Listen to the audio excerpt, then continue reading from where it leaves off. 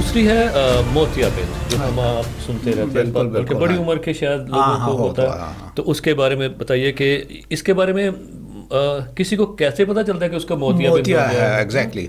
हाँ, नहीं देखिए ऐसे है, मोतिया भी अब एक्चुअली दो किस्म का है।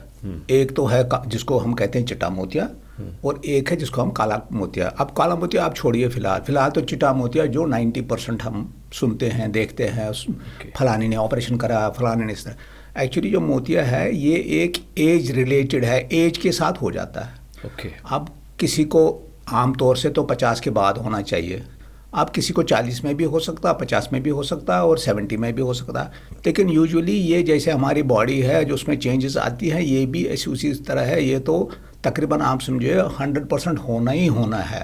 हाँ, अब किसी को कम, किसी को ज़्यादा, किसी को अर्ली 10 साल, किसी को बाद में। हाँ, अब मोतिया का नॉर्मली तो ऐसी कोई चीज़ नहीं है कि जो पेशेंट को पता लग जाए कि भाई मुझे मोतिया है। अच्छा। हाँ, पेशेंट को क्या होगा, उसको लगेगा भाई मेरी नज़र जो है पहले से कम हो रही है।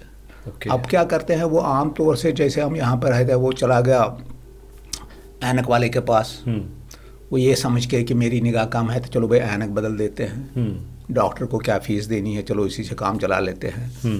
तो वो चला जाता है, वो उसको अपना थोड़ा बहुत वो नंबर चेंज करके देता है। लेकिन मोतिये में तो नंबर चेंज करके भी कोई ख़ास फ़र्क तो पड़ता नहीं है। ओके। लेकिन जब वो ऐनक चेंज करते हैं, उसको थोड़ा बहुत लगता है, फिर 10-15 दिन बाद या महीने बाद फिर उसको लगता है नहीं मेरी तो वैसे की वैसे ही है। फिर वो एज ए नेक्स्ट चला जाता है डॉक्टर के पास। जब डॉक्टर देखता है उसको, वो कहता है कि जी मेरी ये मैंने ऐनक भी बनाई, फलाना भी किया, लेकिन मेरी नज़र तो ठीक तो है नहीं, वो तो कम ही है। जब डॉक्टर देखता है वो कहता है अच्छा ओहो नहीं भाई ऐसा है, आपका ये ऐनक का ये नहीं है कोई नुक्स, आपको मोतिया है। तो मोतिया का जो डायग्नोसिस है वो तो सिर्फ डॉक्टर ही कर सकता है। ओके। पेशेंट के पास सिर्फ यही होगा कंप्लेंट कि जी मेरी निगाह कम हो गई है। ओके। तो इसीलिए है कि अगर आप साल में 1.5 साल में एक दफ़ा आप चेक कराते रहें, तो नेचुरली जब जिस वक्त में मोतिया होगा तो फिर वो डॉक्टर बता देगा जी आपका मोतिया है, थोड़ा है जी, अभी कुछ नहीं करना, अब आप 6 महीने बाद दिखाओ या साल बाद दिखाओ। तो ये है, तो उसका सिम्टम एक ही है कि दिखता कम है, बस ये है मेन सिम्टम मोतिया। एक्चुअली ऐसे है, हर मोतिये का ऑपरेशन करने की ज़रूरत नहीं पड़ती है। ओके।